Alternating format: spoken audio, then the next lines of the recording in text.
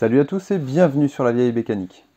Dans ce nouvel épisode sur la Jaguar, on va essayer de la redémarrer. Parce que si vous avez suivi, peu de temps après avoir été redémarrée, elle est retombée en panne. T'es content d'être en panne? La Jaguar elle accélère plus fort quand elle est remorquée que quand elle roule. Alors les symptômes sont simples, à froid elle démarre, elle fonctionne quelques minutes et puis d'un seul coup manque de puissance, comme s'il manquait des cylindres. Et quand je démonte la rampe d'injecteur, il y a très peu de pression dedans. Vas-y, mets quelques coups de gaz.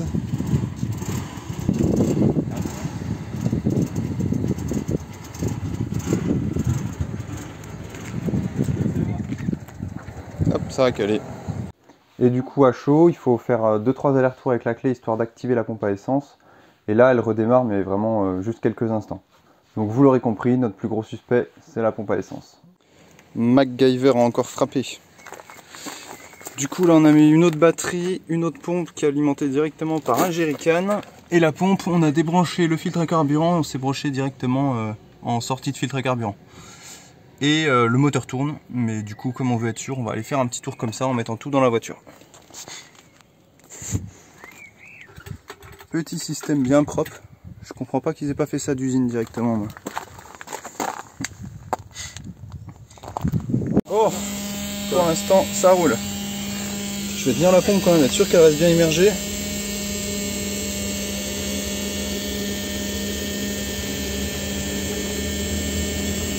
Est-ce qu'on fait pas une vérification là, tout pour pas barrer là, le système?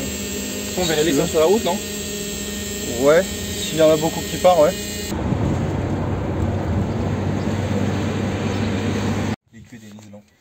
Bon, on a fait 300-400 mètres peut-être à tout casser. On a passé les 10 litres d'essence. Comme la pompe elle est plus puissante, elle renvoie tout directement dans le réservoir. Donc il était temps qu'on revienne. Bon bah rebelote, hein. À nouveau vidange du réservoir, histoire de changer la pompe. Donc on est en train de démonter le réservoir pour accéder à la pompe à essence qui est immergée. On a déjà détaché les sangles là, viré un peu tout ce qui traînait devant, débranché tous les fils. Et là on est en train de dévisser le support par lequel on fait le plein. Trappe à essence quoi. Trappe à essence, ouais. Ok, let's go. Ça filme? T'as soleil dans la gueule, écoutez. Ah, bon, ça filme. Bon, ces petits clips de merde là, ils sont sous le réservoir, ils servent à tenir les deux durites de départ et de retour d'essence. C'est une horreur à enlever, donc je vous fais pas un tuto, hein, mais bon courage. Bon, si ça peut vous aider quand même, moi j'ai réussi à les sortir avec un grand tournevis. Et après il faut tirer dessus fermement. Par contre attention, il y a certains modèles qui n'ont pas ce système, donc s'ils n'ont pas de clip, ça veut dire qu'il faut faire un quart de tour avec la durite et tirer dessus pareil fermement.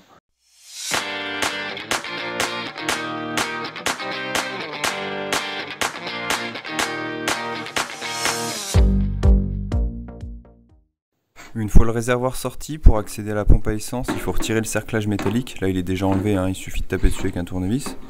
Et puis débrancher la petite connectique qui est branchée directement sur le capot là. Voilà celle-là. Et ça nous donne accès au boîtier de pompe à essence. À ma grande surprise, il a l'air de rester encore un tout petit peu d'eau. Alors est-ce que c'est un truc qui est passé par le retour la dernière fois?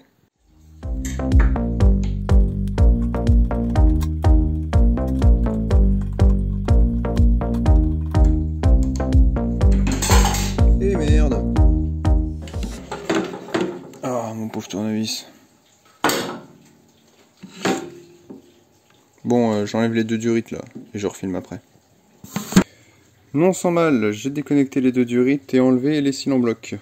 Les 4 cylindres blocs qui tiennent le truc autour. Bon ça c'est facile, c'est vraiment les durites qui m'en ont fait baver. Bon par contre j'ai pas réussi à sortir la pompe avec son cylindre bloc, donc la solution en fait c'est de les séparer l'un de l'autre, et puis de commencer par sortir le cylindre bloc, et ensuite seulement de sortir tout le boîtier pompe. Et il n'y a plus qu'à ressortir le bloc pompe. Ouh.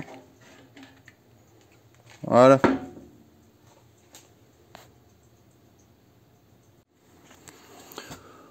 On va essayer de démonter la pompe maintenant là, en déclipsant les petits ergots. Bon en effet il se pourrait que l'eau qui a été présente dans le réservoir ait quelque peu abîmé la pompe.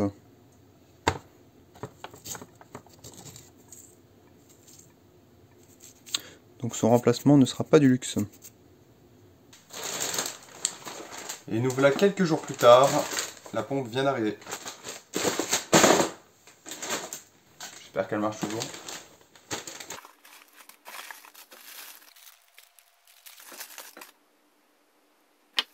Alors du coup, on a la pompe qui a l'air à peu près identique. Les cosses sont pas tout à fait dans le même sens, mais bon, ça doit pas poser de problème. Hop, le filtre a l'air un poil plus efficace.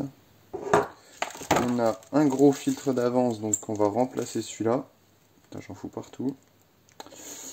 Et par contre, le petit filtre de retour, on l'a pas, donc on va le démonter et on va le nettoyer.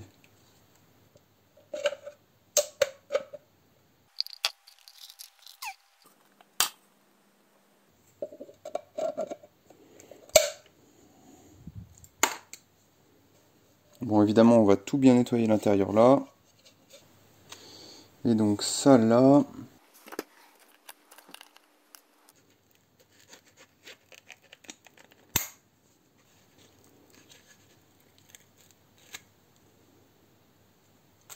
Oula!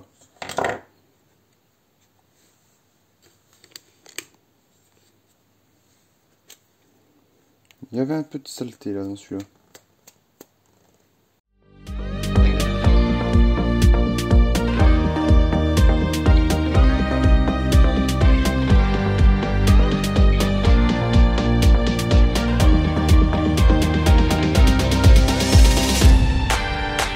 Ensuite, il faut enlever de l'ancienne pompe tous les composants manquants pour les remonter sur la nouvelle pompe.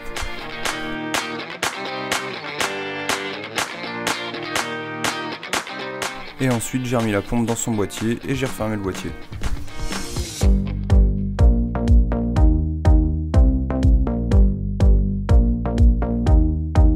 Je passe maintenant à la fin de vidange du réservoir et surtout au nettoyage du fond.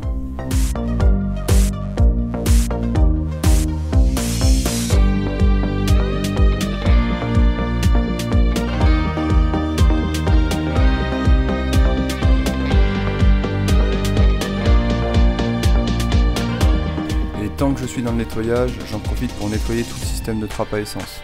Et pour ça, le mieux, c'est de le démonter.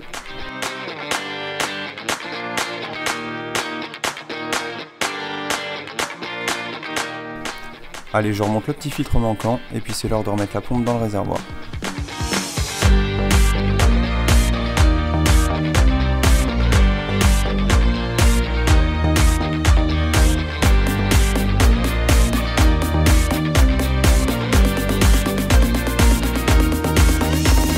Voilà, donc là la pompe est reposée dedans. Il va falloir réussir à enclencher les petits cils en bloc dans les encoches. J'avais pas fait attention, il y a même un détrompeur. Il y a un côté qui est plus petit que les autres. Et du coup, par chance, je suis au bon endroit. Allez, maintenant on reconnecte les tuyaux. Je trouve qu'il y a quelque chose par là.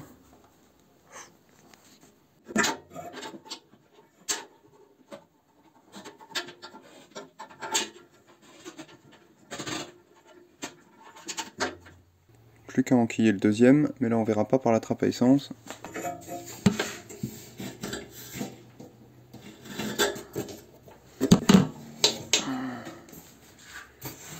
Putain, je viens de trouver la technique ultime avec un démon de pneu, passé par la jauge là. Hop, ça permet de retenir la pompe et de pousser fort sur le tuyau. Sauf que j'avais pas fait gaffe. Et puis le collier de serrage, il est plus sur le tuyau. Donc je suis bon pour recommencer. Et voilà. Du coup j'ai eu la flemme de ressortir le tuyau. Enfin plutôt je galérais trop. Du coup j'ai défait complètement le collier puis je l'ai rentré par le côté.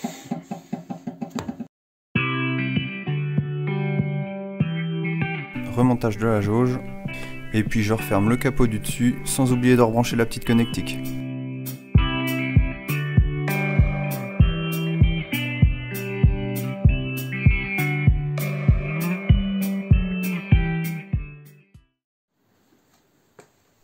Les raccords d'arrivée et de retour d'essence du réservoir sont bien nettoyés.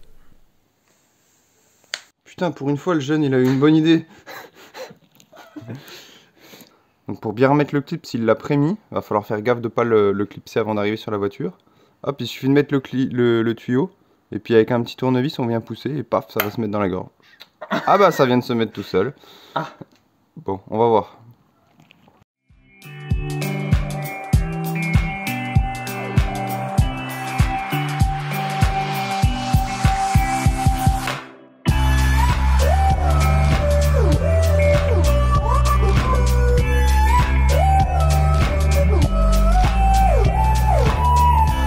Là, je vais rebrancher les durites d'arrivée et de retour d'essence du réservoir. Et la technique des clips pas enfoncés jusqu'au bout a plutôt bien marché.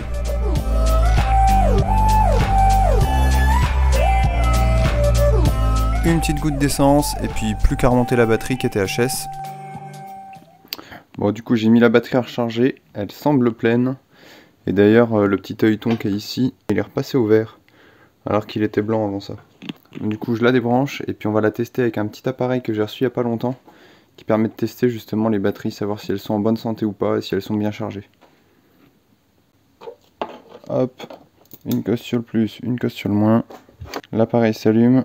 Déjà 13,32 volts. Alors, test de batterie, oui. Tester la batterie. Elle est donnée pour 600 ampères. Hop. Alors, chargé à 98%, santé de la batterie 73%. Résistance interne, bonne batterie. Bon bah, apparemment elle doit pouvoir repartir pour un tour celle-là. Bonne nouvelle déjà, un sacré billet de moins. On le laissera quand même sur les démarrages, il y a un mode où on peut essayer les démarrages avec. Ouais c'est ça, cracking test.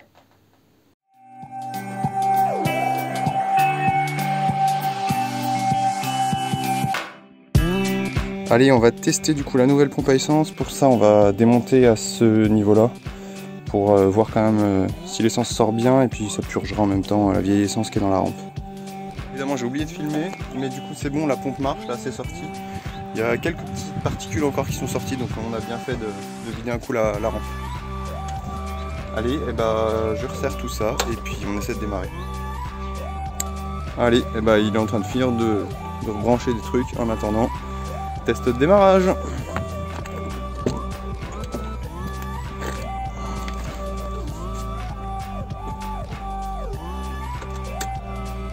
Ah, déjà, la jauge elle marche.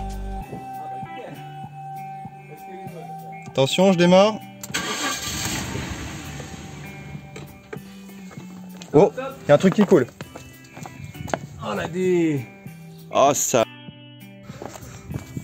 Bon, bah, il y a une durite qui était mal branchée, visiblement. On a bien fait de pas la redescendre tout de suite, hein. Ouais, on voit rien. Donc la grosse durite du réservoir, elle devait être mal clipsée et elle s'est déclipsée. Dès qu'il y a eu de la pression dans le circuit, paf, ça a sauté.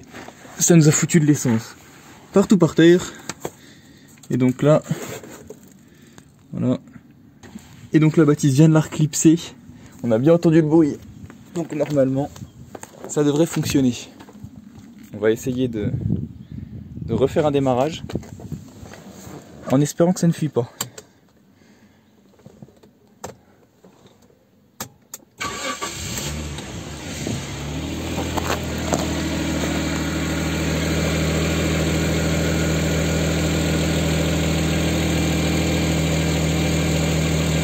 Ok, good. Très bonne nouvelle.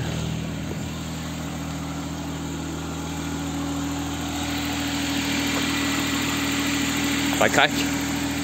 Allez, eh bah, on est parti. Démarrage. Le pare-brise, ça, il faut qu'on le lave.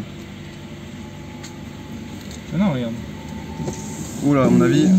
Ah bah si, j'ai remis du produit, donc ça devrait y aller. Ah, faut le temps que la pompe se rame, à mon avis. Ou peut-être que les tuyaux sont bouchés. C'est en tirant normalement. Non, c'est peut-être en tournant. Ou en poussant. Pousser non. Tourner non. Ouais, bah, ça va être en tirant, Ouais, ça doit être bouché. Bon, en tout cas, ça roule. Hein. Ça roule bien.